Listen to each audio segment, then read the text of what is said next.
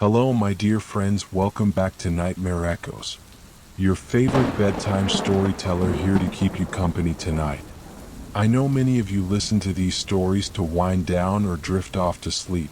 So before we begin, go ahead and like the video and subscribe if you haven't already. Also, where are you tuning in from, and what's the time where you are right now? Let me know in the comments below. Now find a cozy spot, take a deep breath, and let your mind settle. Tonight's story is just about to begin. This world, the one you think is safe, the one with your locked doors, your warm bed, the hallway light you leave on just in case, it's not as sealed as you believe. There are cracks, thin places, gaps where the dark seeps through, and something watches, waits. Sometimes it slips in. You've heard the stories. A shape just outside your vision. Footsteps when no one's home. A voice, soft and wrong, whispering your name. Most people explain it away, stress, sleep, their mind playing tricks. But what if it wasn't your mind? What if something wanted you to believe that? Tonight we'll share what really happened. Not rumors, not campfire tales. These are true accounts from people like you. People who weren't looking for trouble. People who were just living their lives until something found them. We have their voices, their recordings, sleep logs, security footage, and files that were never supposed to see the light. These stories were hidden for a reason, but we've pieced them together. Every whisper, every scream, every silence that lasted too long. Now it's your turn to hear them. You're safe, for now. But don't skip ahead. Don't turn away. Because some of the things you'll hear tonight, they don't like being ignored. And they know you're listening. So let the rain drown out your heartbeat. Settle in. And welcome to the unknown. They say sleep is the body's way of healing, of restoring itself after the long wear of waking hours. But what if, the moment you close your eyes, something else begins to awaken? Most of us never give a second thought to what happens in the dark hours. We lock our doors, we set our alarms, we trust that the silence of night is empty. But for one man in a quiet corner of northern Oregon, sleep became the beginning of something he couldn't explain. His name was Marcus Elwood, 32 years old, graphic designer, lived alone in a modest studio apartment. No history of mental illness, no roommates, no pets, no drama. Just a man trying to get better rest. In late January of 2022, Marcus had started using a sleep app on his phone. Nothing fancy, just a voice-activated recorder that would only start logging when sound was detected. It was meant to help him track patterns in his sleep talking, maybe figure out why he was so tired in the mornings. The first few nights were boring. Snoring, tossing, a cough here and there. On the fourth night, a faint whisper triggered the mic. Marcus assumed it was his own mumbling. The playback sounded slurred, slow, as if he were muttering in a dream. But on the sixth night he heard something new. The file was 23 seconds long. It started with him coughing in his sleep. Then a low voice came through. It didn't match his. It didn't even sound human. He replayed it over and over, slowed it down, boosted the audio. He could hear it, clear as day. "I see you." It wasn't a whisper. It was calm, measured, almost conversational. Marcus didn't sleep well after that. By the next morning, he had convinced himself it was a glitch. Maybe background noise from outside. Maybe his neighbors. He lived on the second floor, though, and his walls were thick. Still, he kept the app running. Curiosity outweighed fear. On the ninth night, another clip was saved. This time, Marcus didn't make a sound during the recording. The voice came first. "Don't turn around." Marcus sat upright when he heard it. The hair on his arms stood. The voice didn't sound like it was beside his bed. It sounded like it was underneath it. He tore his bedroom apart, checked under his bed, in his closet, behind the curtains, even outside his apartment door. Nothing. The app logged another sound that same night, at 3:13 a.m. A thud, then breathing. But Marcus didn't remember waking up. He hadn't moved at all. He didn't tell anyone. Not yet. He just kept recording. And then came night 12. The app logged a full minute and 42 seconds of audio. In it, Marcus is heard breathing deeply, clearly asleep. Then there's a sound like someone dragging their fingers across his nightstand. A click. Pause. Then a voice, no emotion, just presence. Marcus, you left the door open again. But the door was locked. He always locked it, or so he thought. Marcus bolted out of bed at 4:02 a.m., heart racing. He checked the front door. It was shut. The bolt was turned. But the chain was hanging loose. And there were muddy footprints leading from the hallway into his kitchen. But they vanished before reaching the window. And Marcus, he never owned muddy shoes. By the 13th night, Marcus wasn't sleeping much. He'd become meticulous, setting up cameras in his apartment, placing salt lines by the door like he'd read in some internet forum, even pushing heavy furniture against the entrance at night.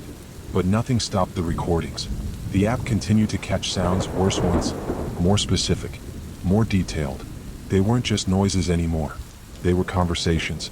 At 2:41 a.m., Marcus's phone logged a clip titled automatically by the app, conversation_14-2. He didn't speak during it. He was sound asleep. But the voice recorder picked up two distinct voices.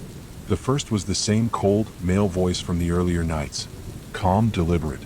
The second was deeper, rough, almost distorted, like it had been played through a damaged speaker. Here's what the clip contained. Voice 1. He's almost ready. Voice 2. He still clings to himself. The mark hasn't taken. Voice 1. He records. He listens. He waits. Let him wait. He'll come to us. Voice 2 laughing. They always do.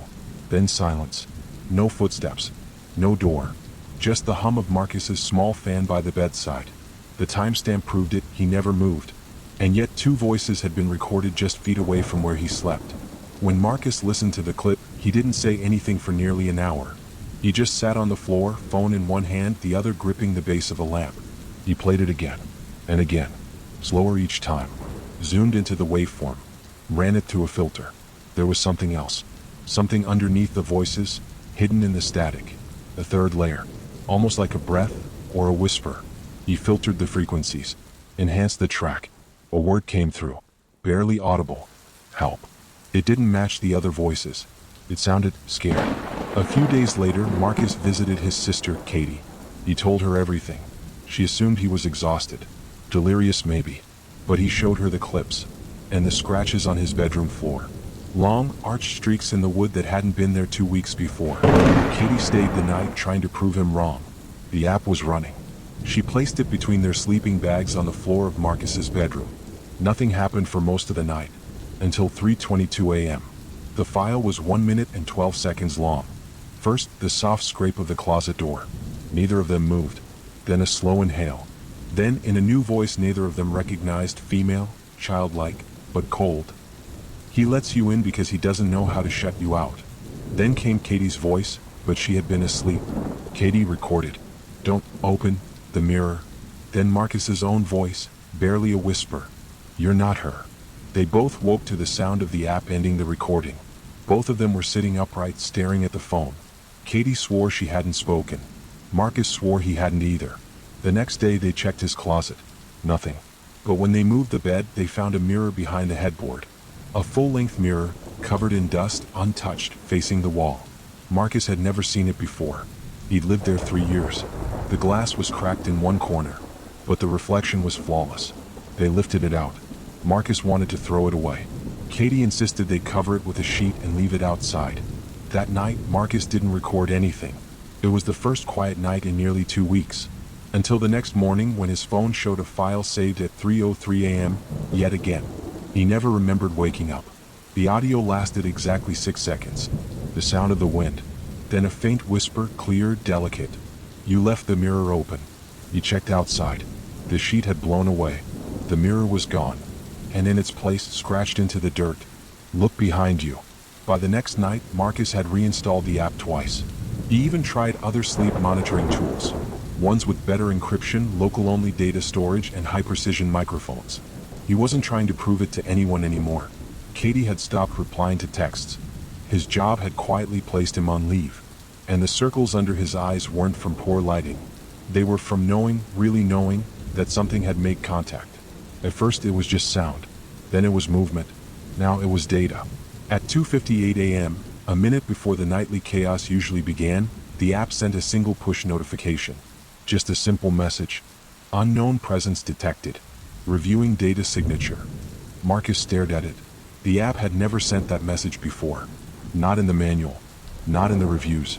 No option in settings for motion detection. No code in the logs showing such a feature even existed. He tapped the notification.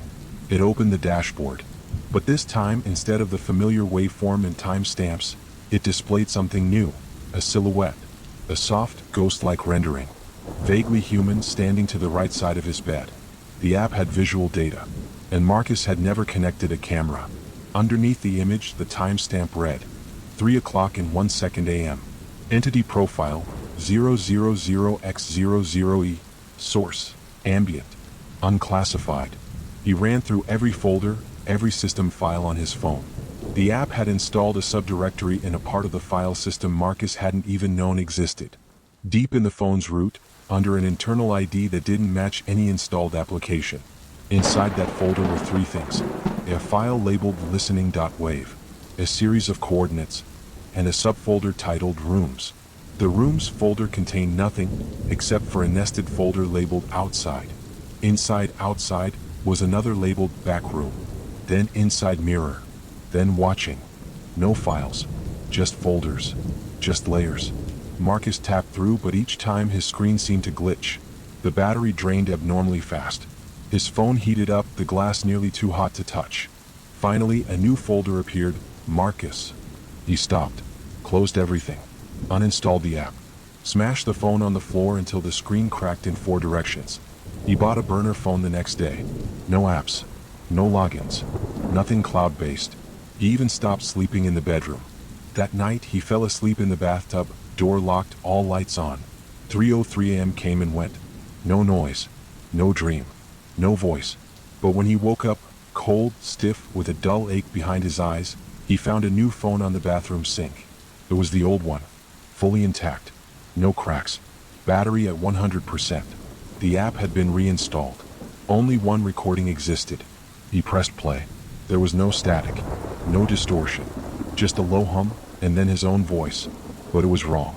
Too slow. Too hollow. Marcus recorded. You can delete the app, but I am saved somewhere else. He paused the file, threw the phone across the room. But it didn't hit the wall. It didn't even touch the floor. It vanished midair. Just gone. Seconds later, a message appeared on the screen of the bathroom mirror. Finger drawn through condensation, but there hadn't been any steam. Stop trying to leave. Marcus didn't sleep the next night, or the night after. He covered every reflective surface, but the app kept reinstalling. On anything with a speaker, laptop, smartwatch, even the Bluetooth radio in his car. He couldn't escape it, and every time it reappeared, it logged the same notification. Unknown presence detected. Location, Marcus. At 3:03 a.m. every single night. And each time, the voice in the recordings grew more confident, more familiar. It began to sound like him. But not just him, like pieces of conversations he had forgotten. His mother's voice, Katie's voice, then voices of people he never met, and finally, voices that didn't sound human at all. He contacted the app's developer. The company didn't exist. No records of it ever being listed in the App Store. Not under that name. Not under any name. The support site was gone.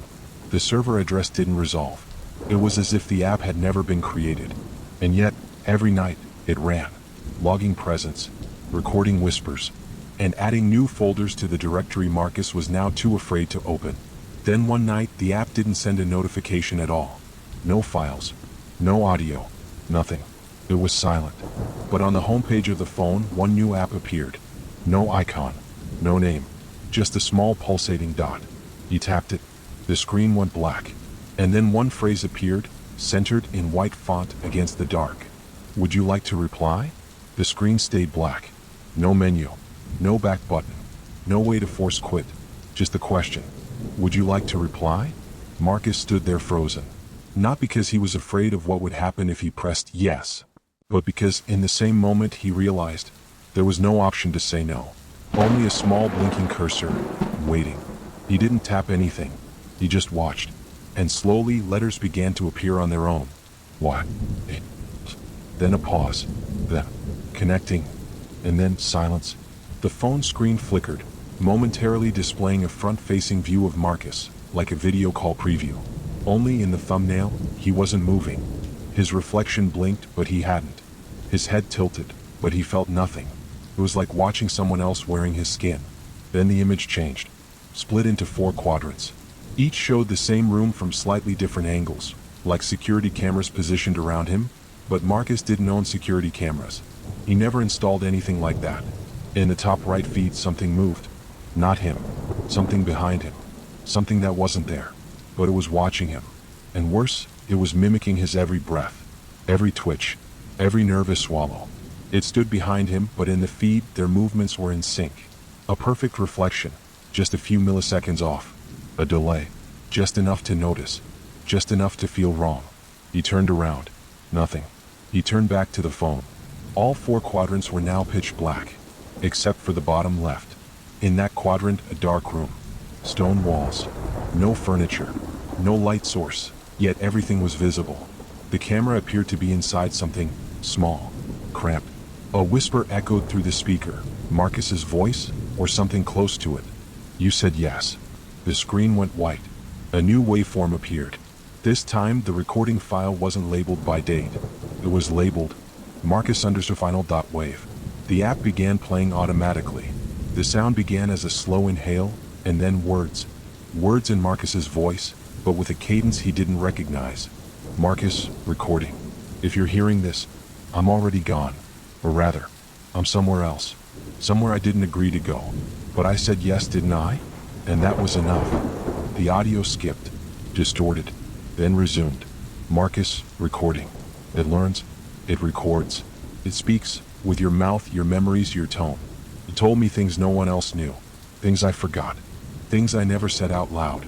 Another pause. Then static. Faint laughter. Childlike, distant, then abruptly cut. Then, Marcus, recording. It said it wanted to talk, but it never stopped listening. And it's never alone. Long stretch of silence. The waveform flatlined. Then it flared up again. This time the voice was deeper, slower, cold. Unknown voice, recording. He made the recordings. I made the choice. Marcus backed away from the phone.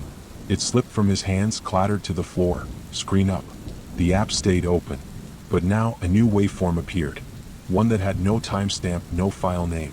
Just a line of code underneath it. Transmission in progress. And slowly a voice returned. It was his, but not. It had his tone but no warmth. His rhythm but no hesitation. And in that voice, words began to emerge, recorded in real time as the wave danced and rose. Marcus but not Marcus. I don't sleep anymore. I don't wake either. I exist between blinks now. I see what you don't. Hear what's beneath. You gave me your voice. I gave it back, different. The sound warped. The frequency wavered like something struggling through a tunnel it was never meant to pass through. Then, very clearly, the voice said, Marcus, Marcus, Marcus. Each repetition dragged longer than the last. Then the screen glitched, pixels stretched, warped, reformed. And from the speaker came the last 6 seconds of the recording.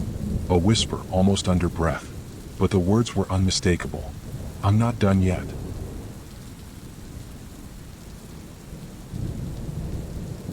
The boy who came back. They moved the body on a Thursday. It rained that day, lightly. The kind of rain that's barely noticeable until you look down and realize your sleeves are soaked through. His mother held her umbrella too tightly. His father didn't speak. They say grief ages people, but that man left the cemetery a decade older than when he arrived. The boy, Daniel Marcus Whitmore, was buried with his favorite storybook, the one with the torn cover and crayon scribbles on the last page. He used to call it his forever book. No one thought much of it at the time. Kids say strange things. They imagine. They pretend. They make up rules for the way the world works. But Daniel always said he'd be back when the story ended. They buried him with that book in the casket. Page 1, once upon a time. Page 2, a boy disappeared. Page 3, he found a way back. It wasn't one of those books from a store. His father wrote it for him. Handwritten, bound in twine and tape. Only 3 pages.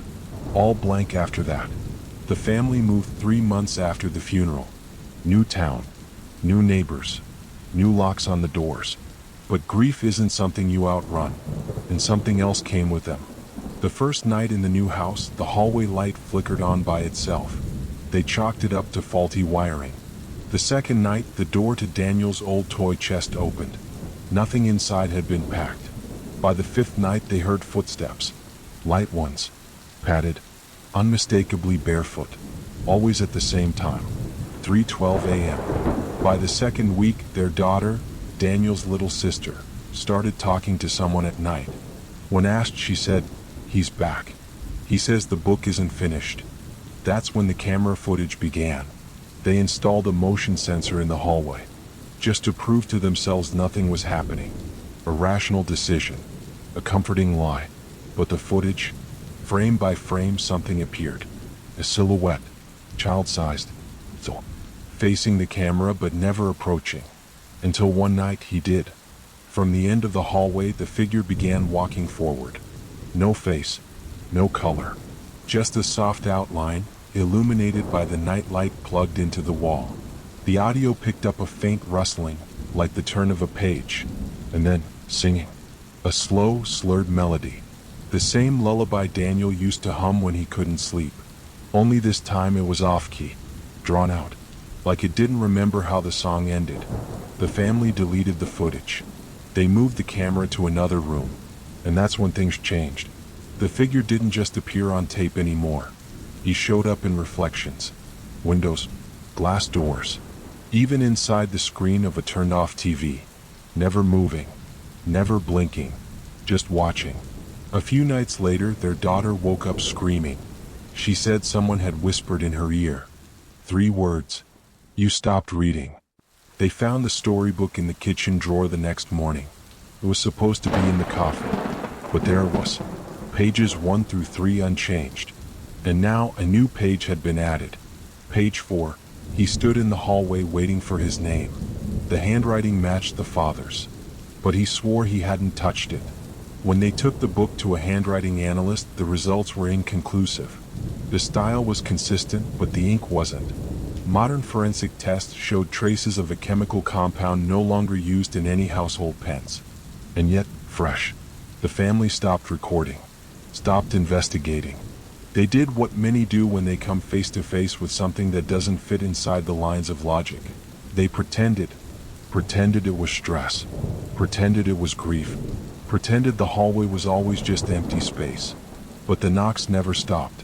Always 3, always faint, always at 3:12 a.m., as if waiting for someone to finish the story. Because somewhere beyond the quiet rooms and the cold cameras and the late night whispers, the boy who came back still had something left to say. There's something about grief that never shows up on moving trucks. It's too heavy. It stays behind the curtains, in the walls, under the bed where his toys used to be. The Whitmores moved to the edge of Briar Hollow, a quiet neighborhood tucked behind rows of silver maples and cul-de-sacs that all looked the same.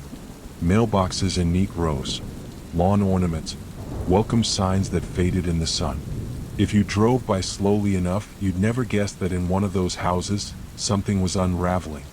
Inside number 18, the Whitmore house sat in silence. 3 bedrooms, 2 bathrooms, a porch swing that creaked even without wind. And in the third room on the left upstairs, the one with the space stickers on the ceiling, the bed stayed made, the lights stayed off, and the door stayed closed. They had only lived there for 4 weeks, but every inch already felt tired. David, 7 years old, brown hair a little wild, big front teeth he was proud of. His favorite color was green, but not just any green. Tree frog green, he'd say, like he'd invented it himself.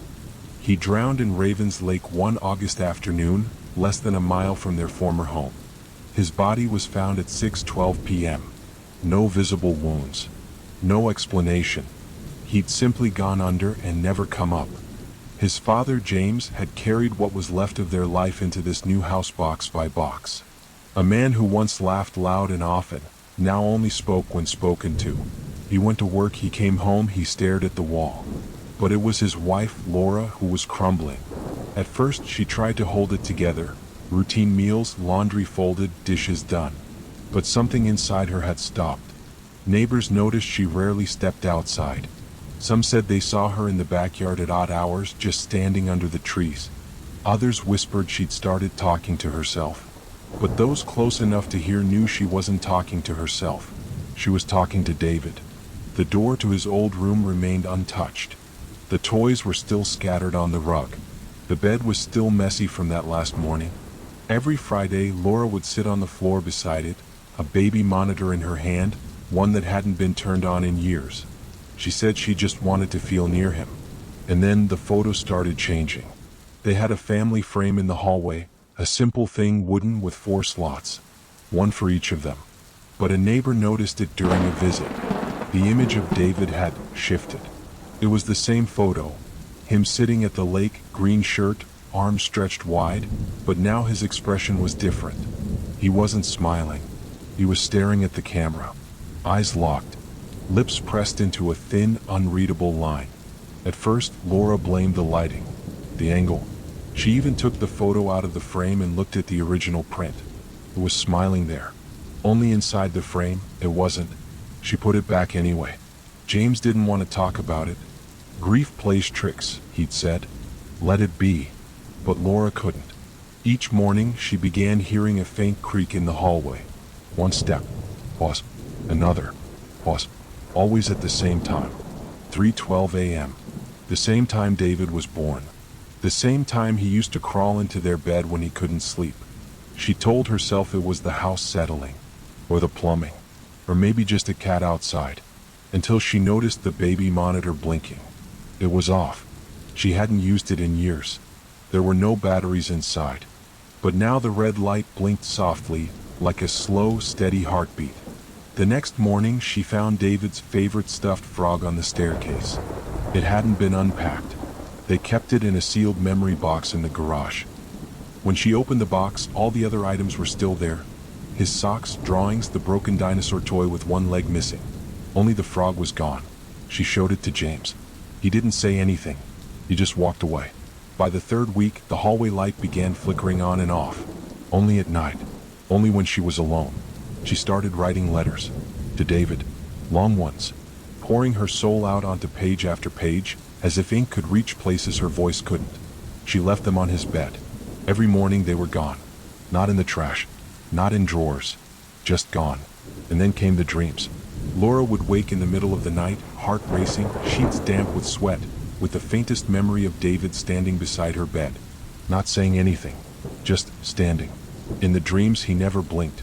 Never smiled. Just stood there holding something. A book. Each time the book had more pages.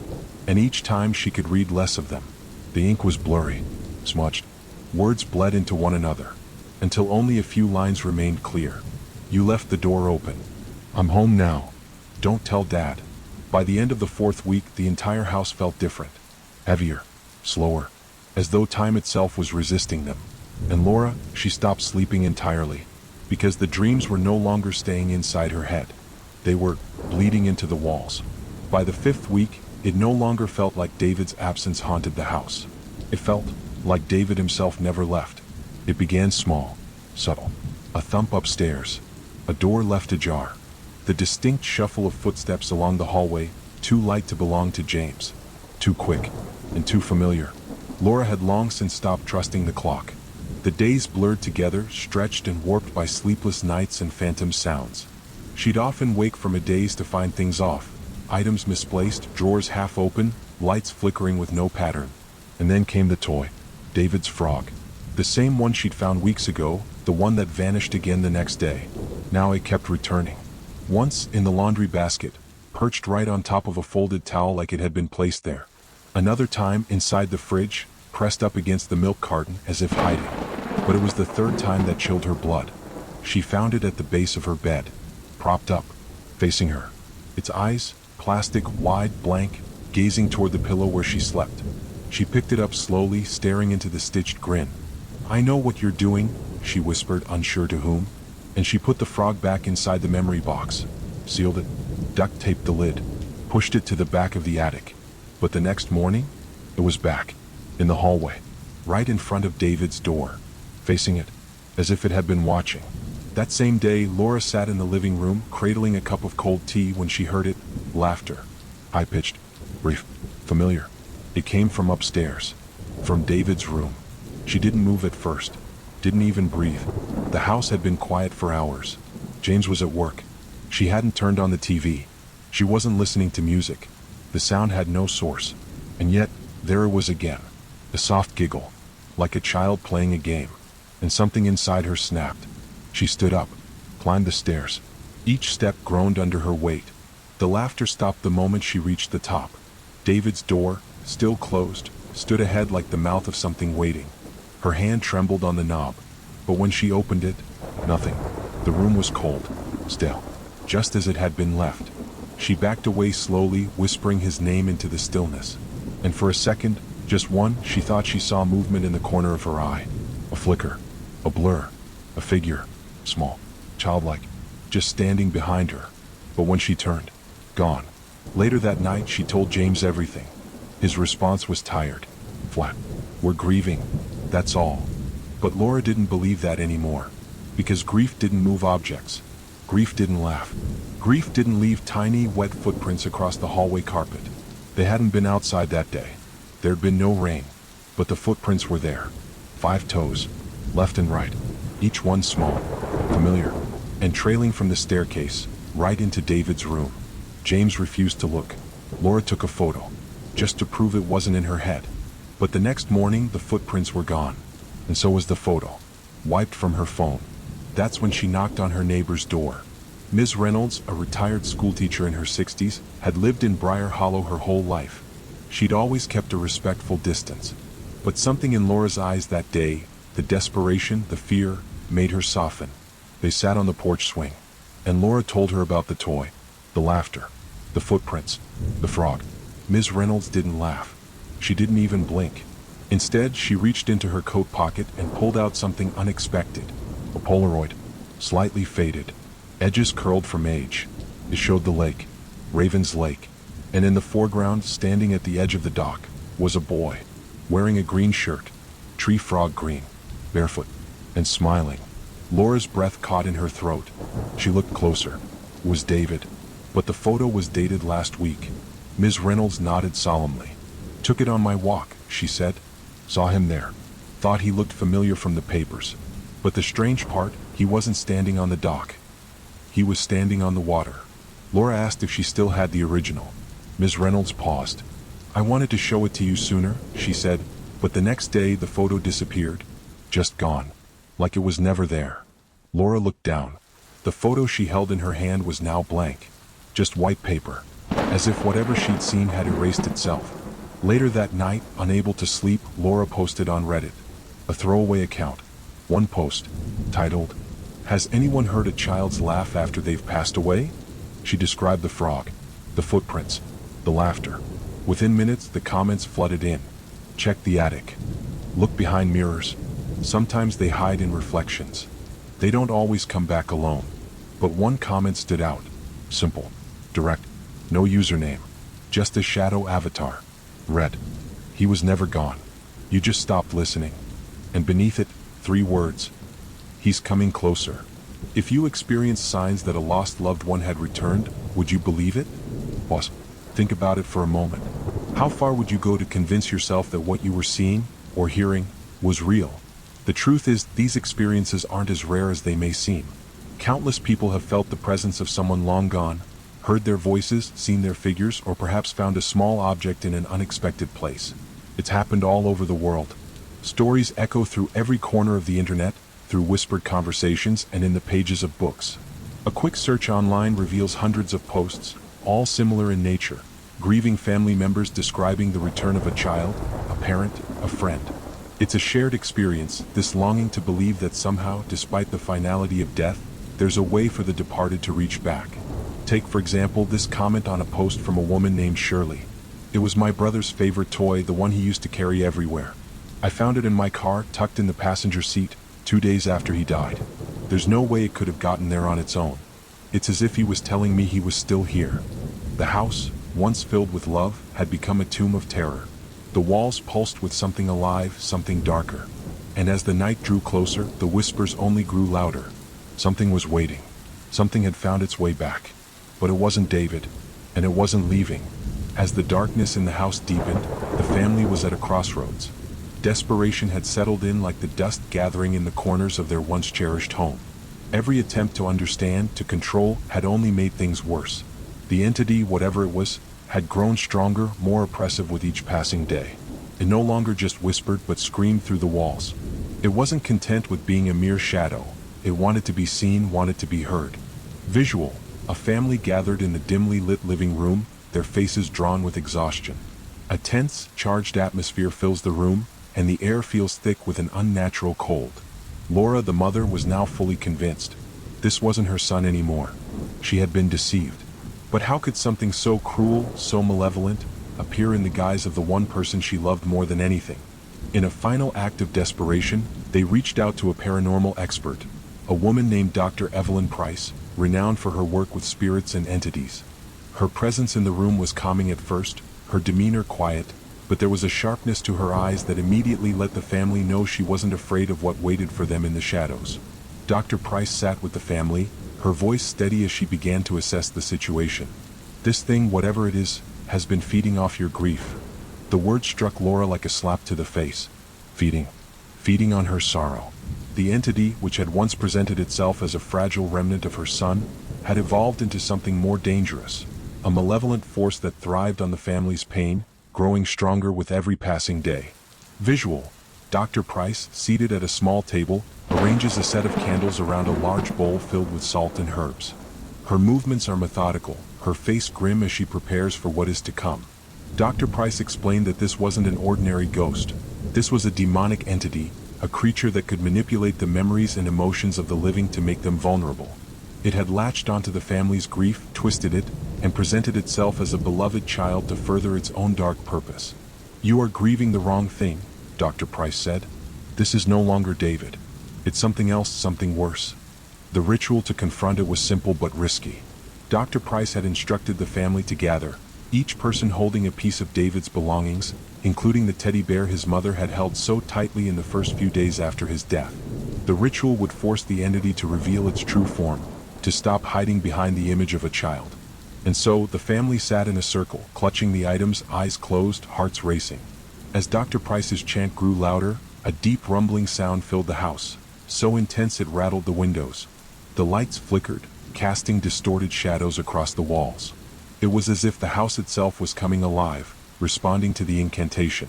The door to David's room creaked open. This time, no figure stood at the threshold. But then a voice that was no longer a child's, cut through the air. "I don't want to leave." The voice was guttural, unrecognizable, far from the innocent tone of the boy who had once lived here. The words were full of malice. The thing in the house wasn't David, but it knew things only David would have known. It spoke again, this time louder. "I am David." Laura gasped, her eyes wide with terror. This was the creature's true form. The boy she had once loved, the child she had held in her arms, had been reduced to a memory, a shadow, a lie. The creature's movements were jerky and unnatural, like a puppet whose strings were being pulled by invisible hands. It twisted and bent in ways that made the family freeze in horror. Its face, though still bearing a faint resemblance to David, was stretched and malformed, the eyes dark pools of malevolence. "I'm your son. You will never get rid of me." It stepped forward, and with every step, the temperature in the room plummeted further. The smell of rot filled the air, thick and nauseating, as though something dead had crawled from the very walls of the house. Dr. Price, undeterred, continued the incantation, her voice unwavering as she pushed back against the entity. "You have no power here. You cannot keep feeding off them." The entity screeched, an awful, inhuman sound that rattled the windows. It recoiled, its form warping in on itself as though it were unraveling bit by bit. It clawed at the air, its limbs elongating in unnatural directions, as if trying to escape the ritual. With a final, earth-shattering howl, the entity dissolved into the air, leaving behind nothing but the faintest traces of cold. The lights flickered one last time before going out completely. The entity was gone. The house was still. But for how long? The family stood there, stunned, as the world around them slowly returned to its normal pace. They had confronted the darkness, but the question remained, had they truly banished it, or had they only bought themselves a brief moment of peace? The entity may have been banished, but its presence still lingered in the shadows. The house was never the same. The family would go on, but they would never forget the terror that had gripped them. It had been an experience that would haunt them forever, a reminder that some grief runs too deep to ever truly escape. And sometimes the dead come back, but not always in the way we expect. It's said that the dead cannot return, that the boundaries between the living and the departed are too strong to breach. But sometimes the spaces between those boundaries aren't as solid as we believe. The ritual that had once seemed like their only hope was over. The house, once filled with the oppressive weight of grief and fear, had become quieter, at least on the surface. Yet, despite the ritual's apparent success, there were signs, small, almost imperceptible, that something was still amiss. Laura had hoped, naively, that once the entity was gone, so too would be the reminders of the grief that had twisted her world. But no such peace came. It started with things moving again. Little objects, a book left on a counter, a picture frame tipped slightly askew, as if someone had been there, touching them when no one was looking. It was subtle at first, easily dismissed as a trick of the mind, the remnants of a family still adjusting to the trauma they'd endured. But there was one incident that could not be explained away. It was David's drawing. The one he'd made for her just days before his tragic death. But now something was different. The figure of David had been altered. The lines were darker, the edges jagged, and the once innocent smile now seemed stretched, twisted into something darker, something unfamiliar. A mother's heart tells her when something is wrong. And in that moment, Laura knew something had changed. But she wasn't ready to face it. At night, the house would settle into an uncomfortable silence, the kind that is louder than the creaking of floorboards. The whispers, the ones that had once been so loud and clear, had stopped, but in their place was a lingering tension. The house was now colder than before, the air heavier, more oppressive. No one spoke of it, of the laughter, the fleeting shadows in the corner of their eyes, the faint scent of wet earth that would appear when no one had been near the lake for days. But they all felt it. Even after everything, after the banishment, after the ritual, they were haunted. Not by what had come before, but by the possibility that what they had done hadn't been enough. The lake, the very place where David had died, seemed to pull at her, beckoning her to remember, to question. Was it truly over? Had the entity really been banished, or had they simply been lulled into a false sense of security? Had David ever really returned? Or had they been tricked by their own grief? For weeks, the family tried to return to normal. But normalcy felt like a mask, a facade they wore to shield themselves from the reality of their situation. They went back to their routines, pretending that everything was fine. But in the quiet moments, when no one else was around, they would hear it. And for Laura, it wasn't just the ghost of David that haunted her. It was the question that never stopped gnawing at her heart. Had they truly banished the spirit? Or had something else, something worse, taken its place? Narrator voice soft questioning. What if the entity had never left at all? What if it was always here in the house, watching, waiting, feeding? The terror may have left their home, but perhaps the true nightmare had only just begun. So what do you think? Was it really David? Or was something else using his face, his voice, to trap them in their own grief? The truth, sometimes, is much darker than we can imagine.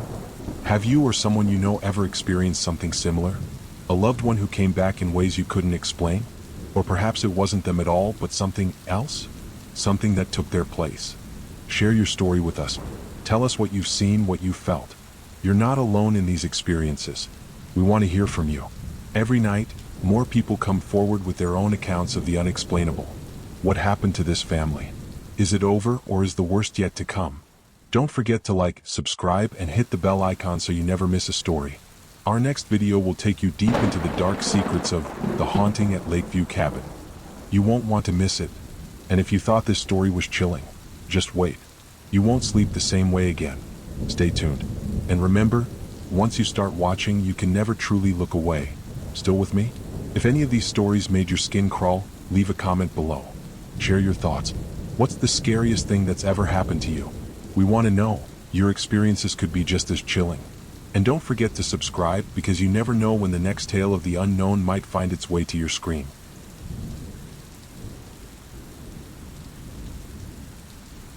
Voicemail from the woods.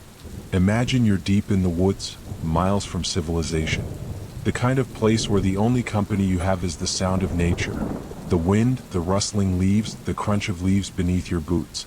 But then, in the midst of that quiet, your phone rings. You answer, and it's someone you know. Someone you've talked to every day for years. The voice, calm and familiar, reassures you that everything's okay. Until it's not. But that voice, the one you've known, suddenly doesn't sound like the person you expect. It's off. It's wrong. And that's when you realize this isn't just a strange mistake. There's something else out there, something that can mimic voices, and something that knows far more than it should. You may have heard stories of strange things lurking in the woods, whispers, footsteps that don't belong, things that watch from the shadows. But when you're deep in the forest, where the trees block the sky and the light begins to fade, that's when the real danger begins. And it's when you think you're alone that the true horror begins. This is the true story of a man who went into the woods for a weekend of peace and solitude. He'd been to this spot before, a familiar place where he could escape. But when he received a voicemail one night, a voicemail that didn't sound like it was from anyone he knew, that's when everything began to change. What happens when the voice you trust is no longer the one you hear? What happens when the very woods around you seem to hold secrets that no one should know? The story you're about to hear is one of horror, isolation, and the chilling realization that sometimes the woods don't just hide things, they remember things. Stay with me. This will haunt you. It's not just a voicemail. It's a message from the past, from a place that should have been left alone. And for one man, it was the beginning of a nightmare that he would never be able to escape. It was April 3rd when Tom decided to escape it all. The world had been weighing heavy on him. The stress of work, a recent breakup, and a growing sense of disconnect from everything around him. Seeking peace, he set out for a solo camping trip, deep into the heart of the forest. He needed silence, solitude, somewhere far away from the noise of his life. As the sun slipped lower, Tom finally finished setting up his camp. The forest stretched around him in every direction, enveloping him in its vastness. The air, crisp and fresh, carried the scent of pine and earth. The first drops of rain began to fall, soft at first, then steady as the storm rolled in from the west. Despite the rain, Tom felt the weight of the forest closing in on him. He could hear the trees creaking with the gusts of wind. But there was something else. A strange rustling sound that wasn't the wind, something unnatural, like a presence shifting among the branches. It was as if the forest itself was moving, shifting, breathing, alive in a way that made Tom uneasy. He tried to shake it off. After all, it was just the forest, right? Outside, the rain continued to fall, but now the silence had shifted. The birds, so loud earlier in the day, had gone completely quiet. Not a single chirp or rustle from the underbrush. Just the soft thrum of rain and the occasional creak of a tree swaying in the wind. But that's when it began. Tom listened carefully, trying to pinpoint the source. He was sure he heard something, a soft crunch of leaves beneath footsteps, but it was too far away to be a bear, too light to be a deer. It didn't sound right. The hairs on the back of his neck prickled as his heart rate quickened. Every sound that came from the woods now seemed amplified in the quiet. The wind? It sounded different. Not like the wind he was used to. This was sharper, more deliberate, almost as if the forest itself was watching him. He peered out into the darkness but could see nothing. The night had swallowed everything, except for the sound of something moving. At first he told himself it was just an animal. Maybe a raccoon, maybe a fox trying to get closer to the warmth of the campfire. But deep down he knew it wasn't. The forest was too still, the rain too constant, and the noise was too deliberate. Tom's eyes scanned the edges of the clearing, his heart pounding in his chest. He waited, silent, holding his breath. Suddenly there it was again, a sound. Soft, almost like a whisper drifting through the trees. He couldn't make it out at first, but the longer he listened, the clearer it became. A voice. No, not a voice. A low, vibrating hum that didn't belong. It was too human, too close, too wrong. He turned his head slowly, eyes wide in the dark, trying to locate the sound, but the more he tried to pinpoint its origin, the more it seemed to fade. Then it would return, flickering in and out, like a distant echo. Tom's breath came in shallow gasps as he strained to hear. And then, he heard it. The unmistakable sound of footsteps. Slow, deliberate, but heavy. A figure was moving through the woods, and it wasn't trying to hide. It wasn't a bear. It wasn't a deer. And whatever it was, it knew he was there. He reached for his phone, his hands shaking as he fumbled for it in the dark. He needed to call someone, anyone. But before he could dial, the phone buzzed in his hand, an incoming voicemail. His thumb hovered over the screen. The number was unknown. The voicemail came through, its tone oddly flat, the message on the other end unsettling. It was the voice of someone he knew, someone he trusted. But the words were wrong. And as Tom listened, the forest seemed to close and even tighter around him.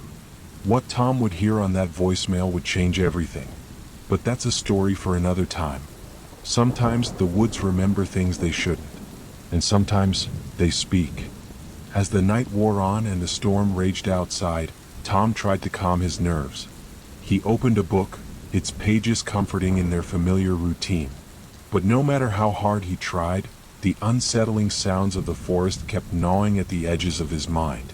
It wasn't the storm that bothered him. It was something else. Something unspoken, lingering in the air. Then it happened. A buzz. Tom's phone vibrated against the fabric of his tent. An unfamiliar number flashed on the screen, the letters and digits jumbled together. For a brief moment he stared at it, wondering if it was some telemarketer or a wrong number. He almost let it go, but then something pulled him to listen. Maybe it was the eerie stillness around him, or maybe it was the dread in the pit of his stomach. Whatever it was, he couldn't ignore it. He pressed the voicemail button, the screen flickering slightly before it began to play. As the voicemail began to play, Tom's heartbeat seemed to stop. The voice that came through the speaker sounded exactly like his friend Mark, a voice he hadn't heard in months. Mark had been living on the other side of the country for weeks now, and Tom hadn't spoken to him in days. But the voice on the other end wasn't what Tom expected. It wasn't a friendly greeting. It wasn't a casual, "Hey, what's up?" Mark's voice distorted cold. "Tom, I'm in the woods. Need to get out of here. Just watching you. You shouldn't have come." Tom froze. His heart began to race. Mark's voice. In the middle of nowhere. But Mark had been miles away, so how could he? 1,000 thoughts rushed through Tom's mind. His hand trembled as he held the phone closer to his ear, trying to decipher the message that was unfolding. And then the phone went silent. He waited, hoping it was just some mistake. Maybe it was a glitch in the connection. But then the phone buzzed again. Another voicemail. This time it was more urgent, more frantic. The voice, still Mark's, sounded different, frightened, pleading. Mark's voice, increasingly frantic, distorted. Tom, I'm not, no, it's, oh God, it's coming. It's coming for me. Tom, listen to me. And then, silence. Only the faint static of the voicemail and the sound of Tom's breath. He sat there, frozen, the phone still pressed to his ear. Mark had never sounded like this before. Tom knew something was terribly wrong, but what? What could he do? Was this a prank? Or was it something else? Was Mark in danger? Or had something far worse happened? Tom's mind raced. He had to make a choice. Should he call back, try to reach Mark and see if everything was okay? Or should he stay quiet, hoping the voicemail was nothing more than a mistake? Was this some twisted joke? Or was it something darker, something that shouldn't have been? What would you do if you were in Tom's shoes? If you received a voicemail from someone you thought was miles away, someone you trusted, but the voice was wrong, would you call back desperate for answers? Or would you stay silent, hoping it was just a mistake? Think about it. What would you do? Let me know what you think in the comments below. What do you believe is happening here? Do you think Tom should reach out to Mark? Or do you think something else is at play, something far more dangerous than a prank or a glitch in the system? Tom doesn't know it yet, but the choice he makes will have consequences. Because in the woods, things aren't always as they seem. And sometimes when you reach out for help, you might just find yourself calling something you never should have. What would you do? Tom pressed play, his finger trembling as the voicemail began again. The voice that echoed through the speaker wasn't Mark's. It was deeper, familiar, too familiar. His heart raced as he recognized it immediately. It was Matt, his best friend. The one who had disappeared 2 years ago in these very woods. Matt's voice, soft, almost too calm. Tom, I don't know how to explain this. I know you're out there in the same woods we were in before. I never left, Tom. I've been here all this time. But I need you to listen carefully. You shouldn't have come. They're still here. And they want you too. Tom's body froze. His mind couldn't grasp what he was hearing. Matt had been missing for 2 years, presumed dead after his disappearance in these woods. They'd searched for him, search teams, helicopters, even dogs. No sign. No trace. Just the eerie quiet of the forest swallowing him whole. And now this voice, calm, steady, sounded like Matt had been with him all along. As if nothing had ever happened.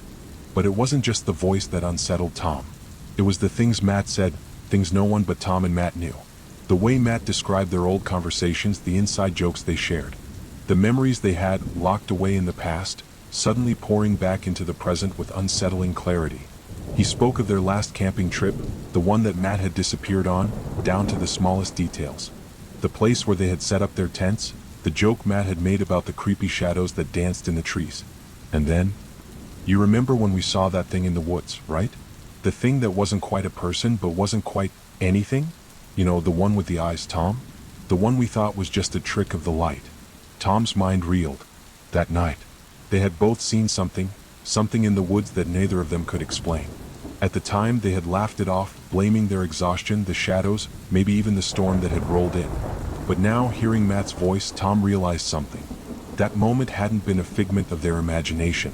Matt had known about it, and now he was bringing it up again. The thing in the woods.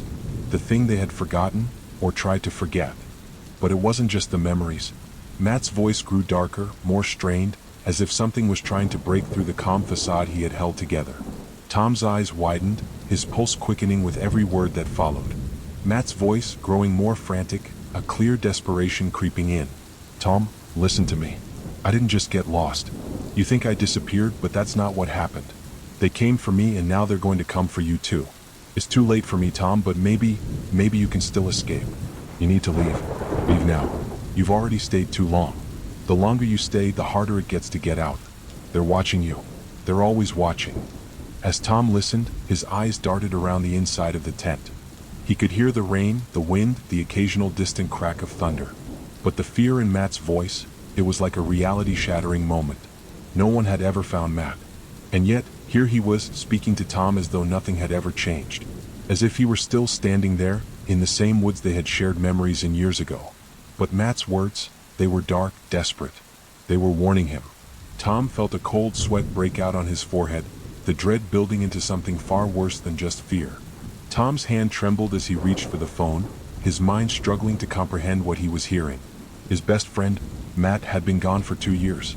But the voice on the other end of the phone was alive.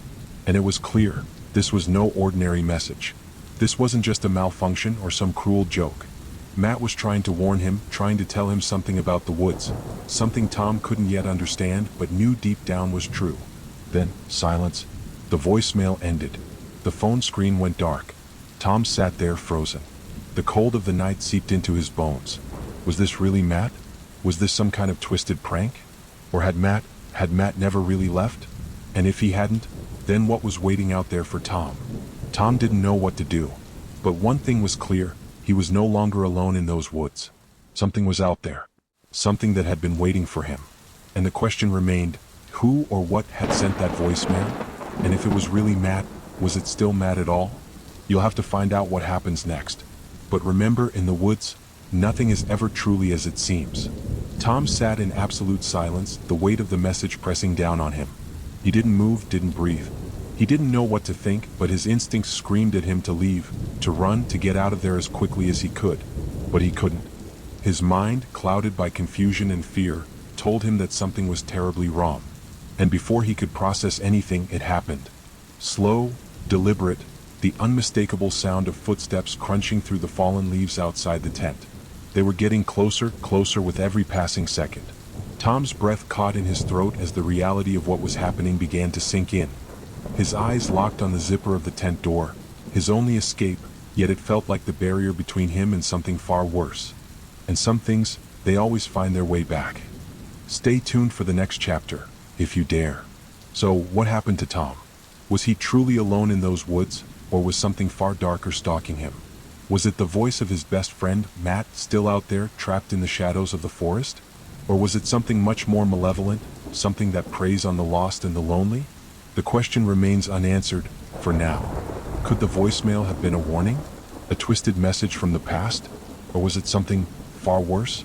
Something that followed Tom, waiting for the right moment to strike? We may never know. But one thing is certain, the woods, they never forget. And Tom's story doesn't end here. Matt's voice, distant, echoing faintly. Tom, you can't leave. I'm still here. Did you feel the chill in the air? That unease creeping into your bones? What do you think was behind the voicemail? Was it a lost friend reaching out from beyond? Or something much more insidious, something that never left those woods? We want to hear your theories. Was Tom's fate sealed the moment he stepped foot into that forest? Or was there more to his story than meets the eye? Do you have a story of your own? Something that's still waiting to be discovered? Something that may have happened in the woods or maybe somewhere closer to home? Share it with us.